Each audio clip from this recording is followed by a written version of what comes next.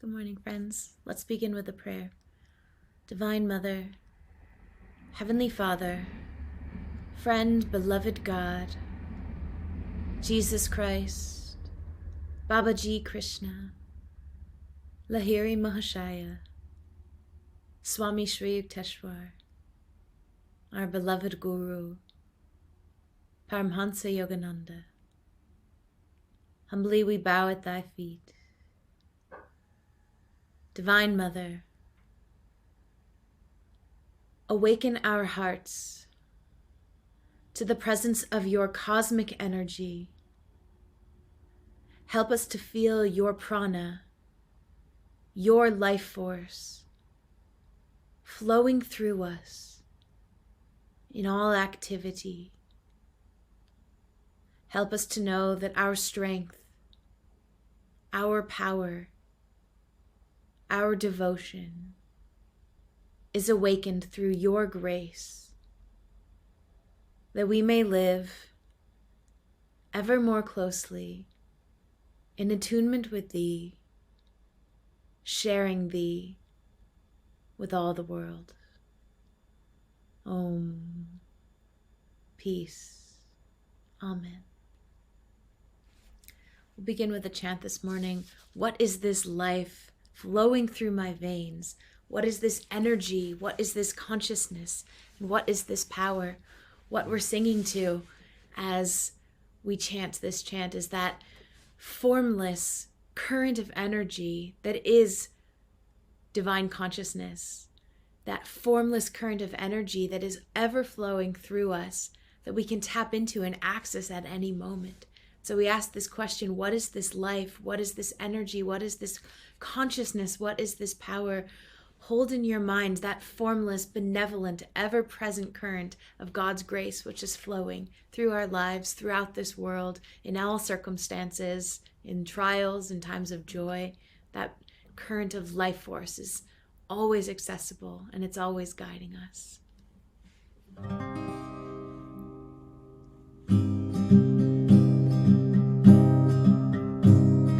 What is this life flowing through my veins? Can it be other than divine? What is this life flowing through my veins?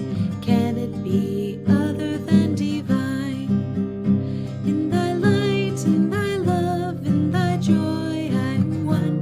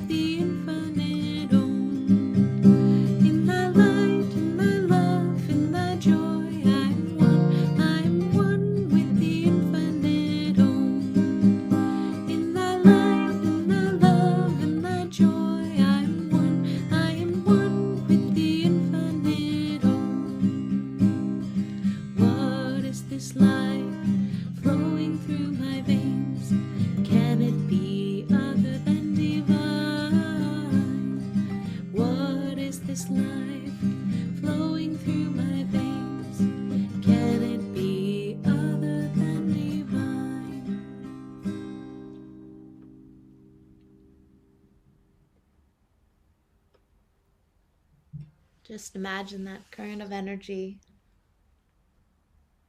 ever present, ever flowing through us, accessible in every moment. This is such a beautiful promise that comes through the art and science of yoga. The art and science being the art being that devotional aspect of opening our hearts, offering our hearts to God, offering our hearts into our own highest self and our highest potential.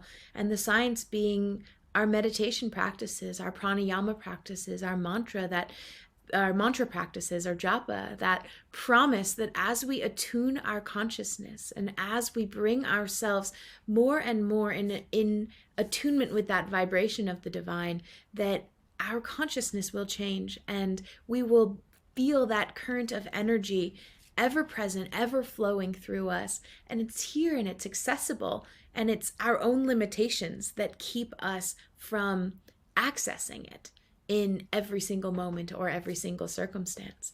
When I was thinking about this idea of that cosmic consciousness that's flowing through our veins, that current of energy, of power, of life force that's flowing through us, the idea came to me to speak about this when I was listening to a talk yesterday by a friend. And she was talking about just a particular project that we have going on in Ananda, Palo Alto. And she was saying, it can feel arduous, or it can feel difficult at times, because if we're not always in tune with what's popular, because when you're doing what is popular, you're in tune with the times.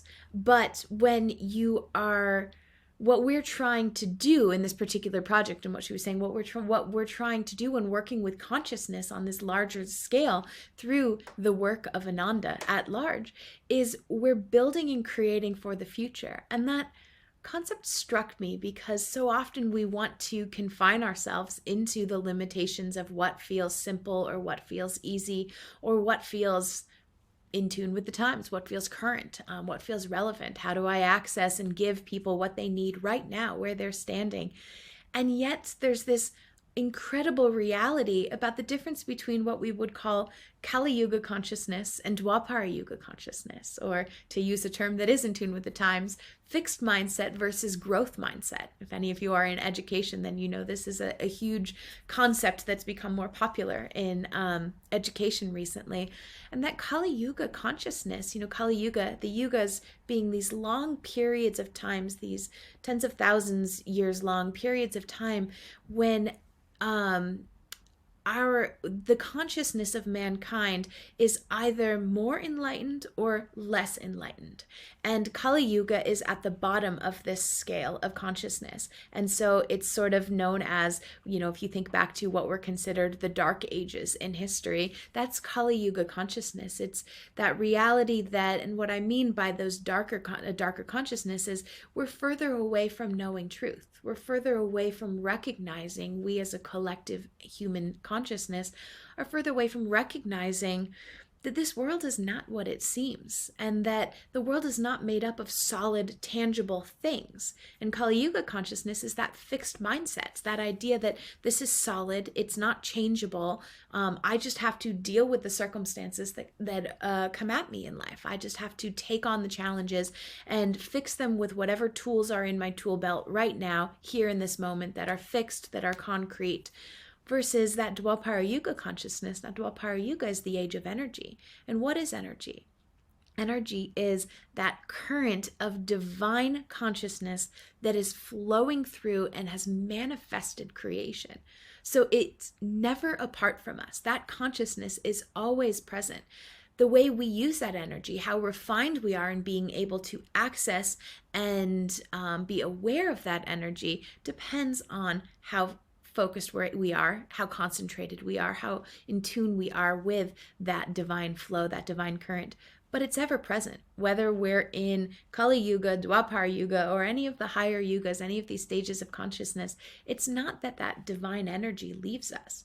And so we have access to it in every single moment. And as we move into Dwapara Yuga consciousness, what that means is being able to be more fluid, because that current of energy, which is God's grace, which is life force, which is prana, which is this formless, benevolent flow of God's love that is ever present and ever accessible to us, it's always here, and it's always guiding us, and it's always helping us to take our next step.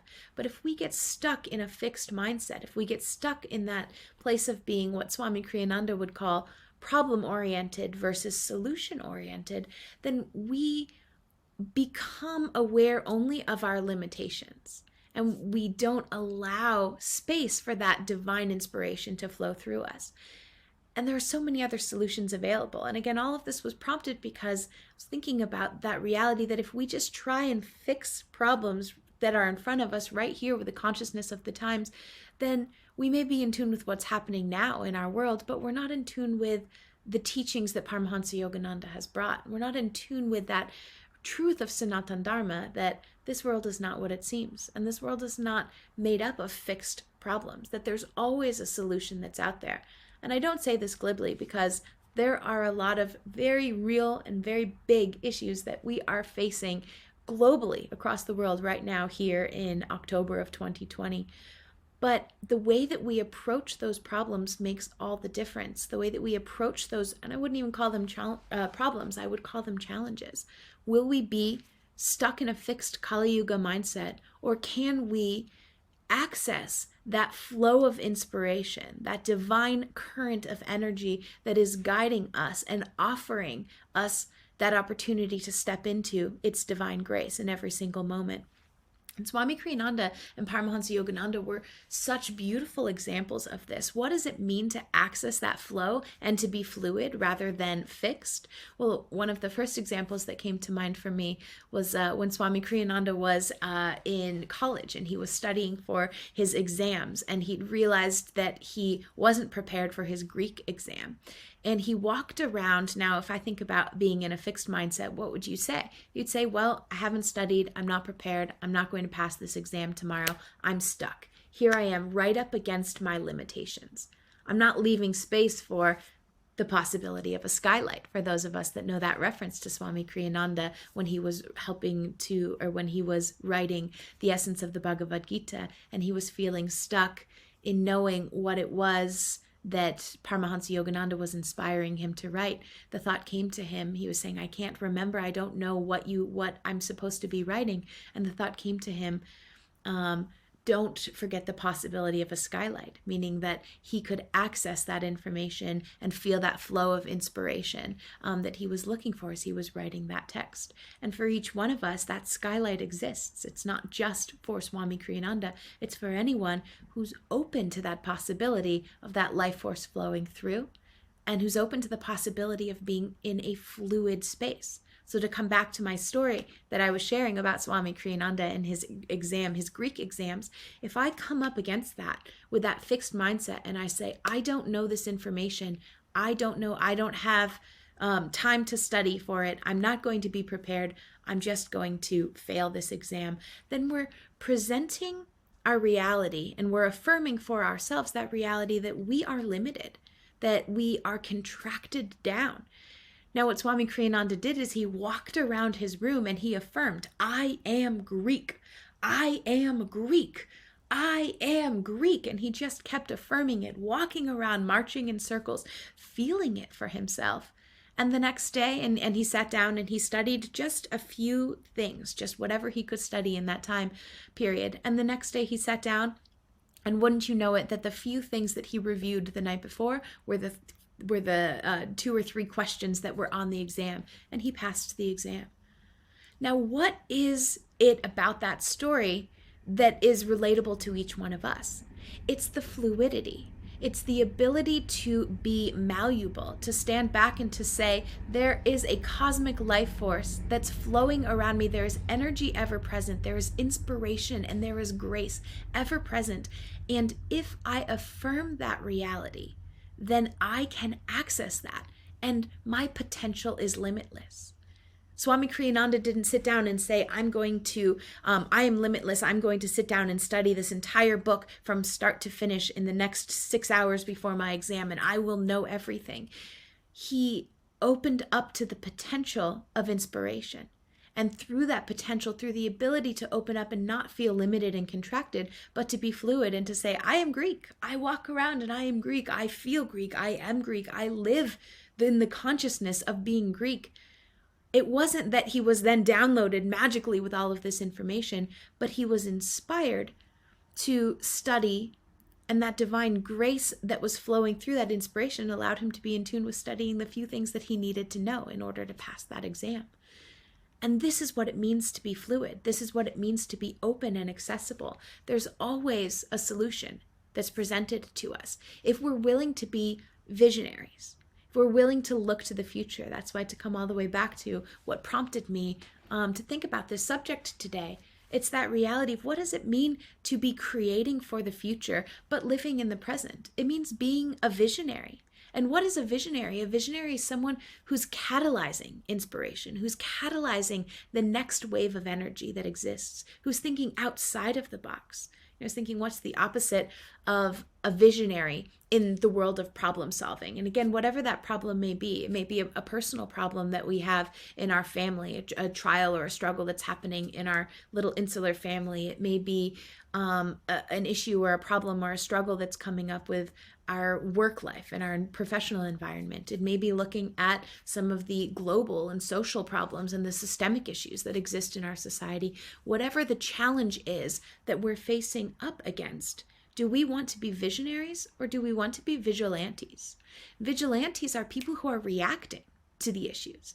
They're stuck in that same place of being fixed and being limited. If I can look around at a problem and say, well, I have to come up against this with brute force, and I'm stuck in that fixed mindset place, I'm not looking to the future, but I'm just looking to react to the problem that's in front of me. Oftentimes what we need to do in that state of mind is we need to meet the challenge that we're facing with the same, or what we end up doing, I should say, is that we end up meeting that challenge that we're facing with the same consciousness that the challenge is putting out.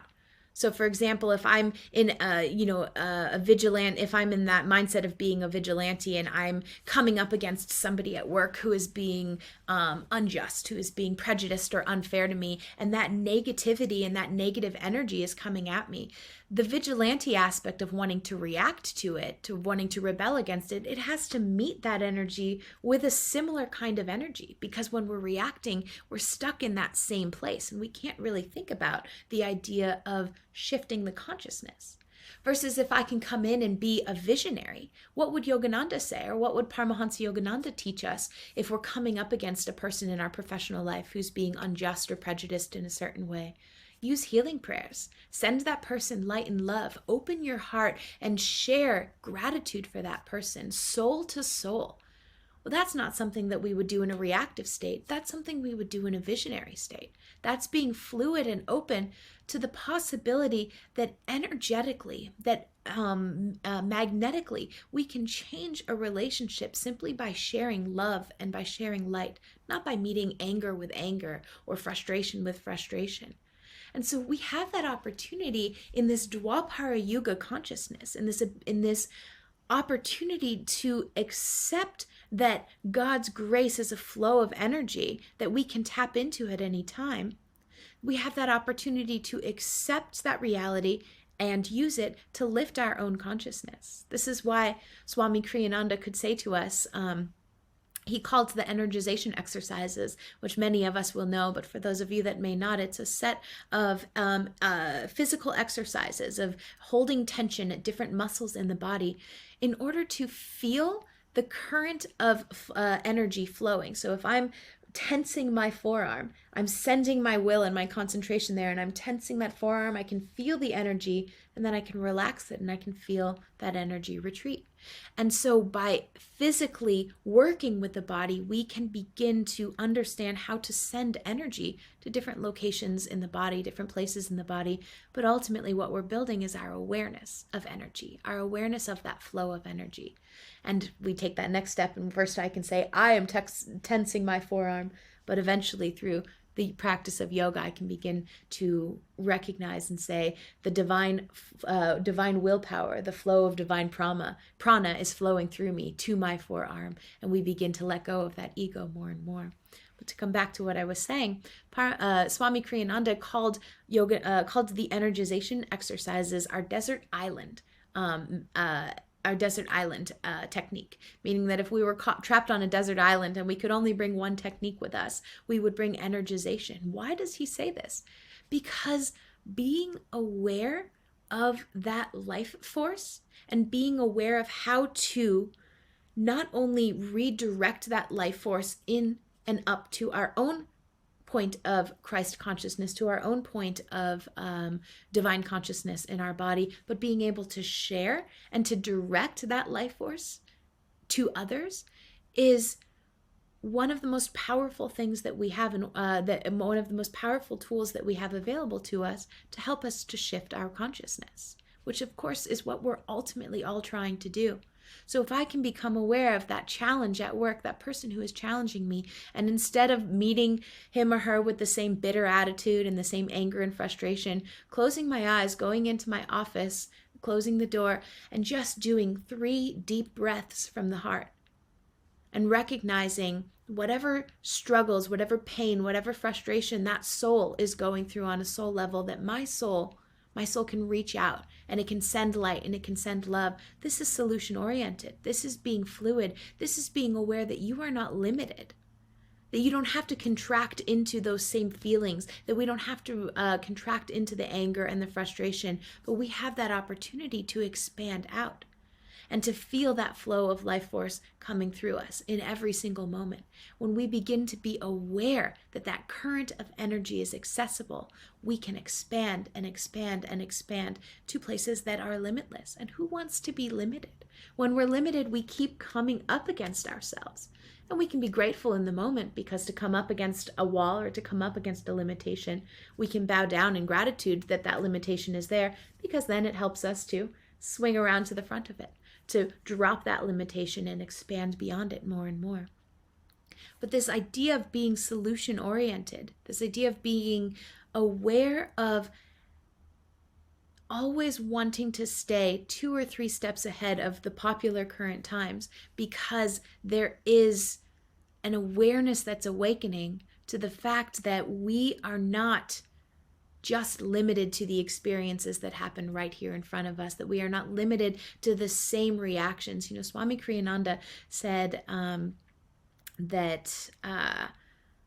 let me paraphrase, he didn't say this, but to paraphrase a teaching that he presents, you know, when we're caught in our habit patterns, it's like we're being caught on a train or on a train track, and we only can go, you know, our experience, our conscious mind is only, it's like it's working on a train track, and we can only react based on where that train track has been. We can't go off the rails at all. So when we're reacting to circumstances and situations in our lives, being that vigilante who's wanting to just react to and come up against something, the only tools that we have accessible to us are narrated or are dictated by our past experiences, because our conscious mind is on that train track and it only knows what's already happened. The logical mind has to be stuck in what's already gone on. So we're limited to those train tracks, to those past experiences.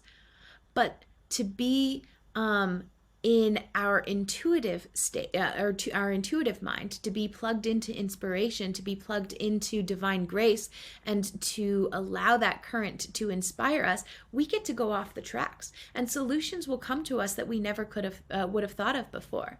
You know, Paramahansa Yogananda in the 1940s, he wanted to build a church in Hollywood. And because of the war, this was during World War II, there were restrictions on buildings, and there were no new buildings that were allowed to be built at that time. So he had the inspiration, of course, the divine inspiration, because he was an avatar who was plugged into Divine Mother's will in every moment. He had the inspiration to that if he couldn't build a new building, a new church, he could renovate an old one. And he had a church moved to the spot where he wanted his church, which is now the church that we know of as the Hollywood Church, which is part of Self-Realization Fellowship. And he had this building moved to that location and he renovated it. So that's a solution. He went off the tracks. He went off the trail. If I'm stuck and I just say, well, I can't build a church, I guess I won't have a church. This is it. I'm done. Let's move on and find another project. Then we're stuck and we don't get to feel that flow of inspiration. And that flow of inspiration is what helps us to awaken our own hearts. It's what helps us to understand and to feel that relationship with the divine, which inspires us to dive more deeply and more deeply, ever more deeply into that relationship more and more. We want to awaken the heart. We want to feel that inspiration, because if we're just out there trying to solve problems, and if we're just looking at how can I meet the times, the energy of the times with that, how can I bring that same energy that I'm seeing in the challenges, or the energy of the times, if I'm just, let me start over, if I'm just bringing the energy of the times, and I'm trying to solve challenges and overcome obstacles with that energy, then I'm not leaving space for God's inspiration to flow. That's the way to say it. I was trying to find the right words, but that's the way to say it. Because ultimately, being aware of this divine energy, Swami Kriyananda, he said, I read this just a little while ago, but it stuck with me. He said, I think one of the things that he said is, I think one of the reasons that I came, this is Swami Kriyananda, that I came to Yogananda, to master, so late in his life is because my sense of discipleship was centrifugal and not centripetal. And I've been pondering that thought in my own mind and what that means for each one of us, right? Obviously, centrifugal is moving outward. So it's starting at a point, and through that circular motion, it moves outward into the world. Centripetal is the opposite of that. It's again the same roundabout energy, but it's moving inward. And he says that his sense of discipleship was centrifugal, not centripetal. And so it was ever expanding and ever moving outward. Why do we want to be aware of this conscious energy and life force flowing through us? It's not just to change ourselves, but it's because our sense of discipleship, just like Swami Kriyananda, can be centrifugal and it can expand outward. We can help to be a part of this awakening during Dwapara Yuga, that the world is made of energy. It's not made of tangible, fixed forces, whether just the solid, tangible materials that exist in the world, or the solid, tangible, fixed state of the mind. That everything is fluid, that everything can be opened, that everything can be expansive and ever flowing outward. And in order to share that centrifugal force of our discipleship, that centrifugal force of God's love, in order to share that, we need to be aware of it ourselves. So moving away from that fixed mindset of Kali Yuga and knowing there are solutions that are out there, looking to the future and not trying to solve the present, the issue with the present mentality of today, but looking to the future and building in the future. This is the way that we can help to share God's light. This is one of the ways that we can help to share God's light in every moment. God bless you.